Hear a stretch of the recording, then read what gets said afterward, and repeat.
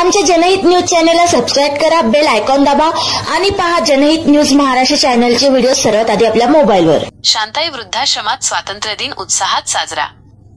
Ulhasnagar camp क्रमांक 4 येथील नेताजी चौकाजवळील शांताई वृद्धाश्रमात ऑगस्ट 15 रोजी स्वातंत्र्य दिन मोठ्या उत्साहात साजरा करण्यात आला। या प्रसंगी अनेक मान्यवरांनी वृद्धाश्रमाला भेट देऊन येथील सुविधांचे कौतुक केले। या आश्रमात ज्येष्ठ नागरिक, महिला आणि बालकांसाठी उत्तम सोयीसुविधा उपलब्ध आहेत। या कार्यक्रमाला भारत गंगोत्री, सोनिया धामी, ममता जेठवाणी तसेच कुळगाव बदलापूर केमिस्ट वेलफेअर असोसिएशनचे अध्यक्ष, सचिव आणि खजिनदार त्यांच्या टीमसह उपस्थित होते।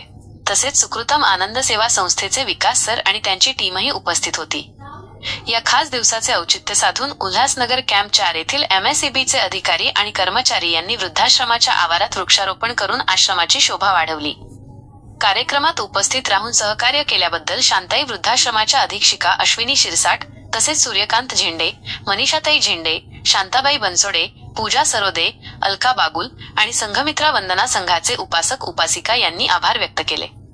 यावेळी अखिल भारतीय ग्रामीण पत्रकार संघटनेचे ठाणे जिल्हा अध्यक्ष हरी आल्हाट, उपाध्यक्ष अशोक शिरसाट, कार्याध्यक्ष किरण बनकर आणि महिला उपाध्यक्ष संगीता रणदिवे यांचीही उपस्थिती होती।